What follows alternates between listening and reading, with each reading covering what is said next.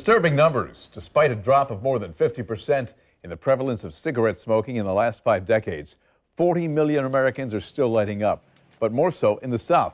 A unique state-by-state analysis shows that proportionally smoking-related cancer deaths were highest in adult smokers living in southern states. And there's information about alcohol-related deaths as well. Dr. Ali Kasraeian from Kasraeian Urology, back here on the morning show. Good to have you here. Thank you for having me. So it seems that there's a bit of a contradiction. There's a drop in the number of smokers here in Florida, but the number of deaths, cancer-related deaths, is on the rise. If you look at this, basically over the past 5 decades, the amount of smoking has decreased.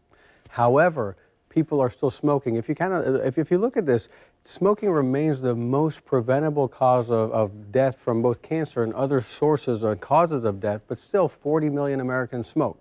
And that translates into preventable causes of death. In this particular study, they found that in a unique state-by-state analysis, about a third of cancer-related deaths are related to smoking, and in the South, it seemed to be more prevalent.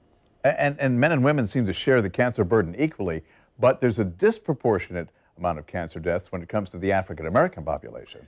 It's interesting that in a lot of studies that seem to be true. In this particular study, when they did a very, very breakdown analysis of this, they found that the racial propensities seem to be less of a factor than the geographic policy things associated with taxes on tobacco, laws related to smoking in public, and things of that nature where it could have impact on the prevalence of smoking. For example, a policy in New York, when they increased the tax from 8 cents to $1.50, they banned smoking in public places like restaurants and bars and created various different policies. They found an 11% decrease in the prevalence of smoking. That translates into 140,000 less people smoking.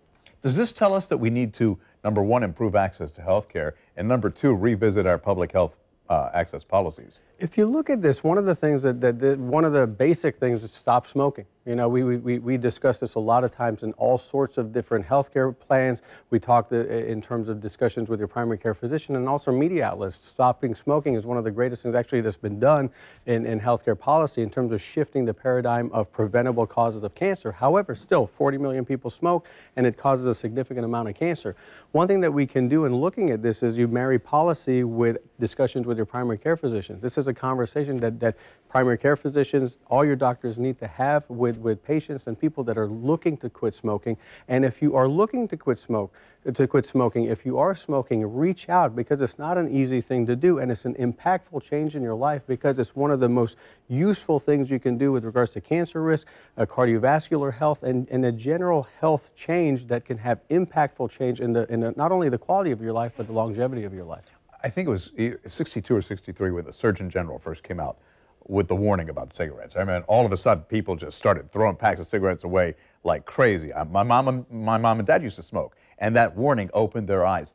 What is it going to take to open people's eyes to the reality today? I'll tell you, I'm always shocked when people don't quite get it. So I think what I find on a day-to-day aspect in clinic is either an impactful moment in someone's life where they see the impact of smoking in their life. So a lot of people I find they get a cancer that's related to smoking. As a urologist, bladder cancer is the big one where, which was actually studied in this particular analysis.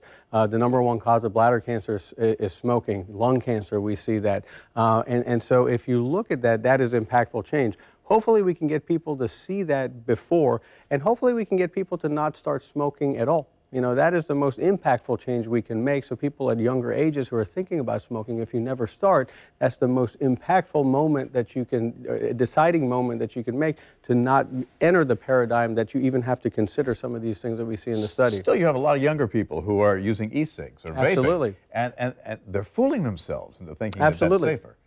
If you look at that, the studies are, the more we learn about e-cigarettes, the perceived safety and the perceived benefit of e-cigarettes versus conventional smoking, we're finding that the dangers of e-cigarettes are beginning to be understood a little bit better and soon going to be a lot better understood. And some people are talking about this as a gateway to conventional tobacco smoking.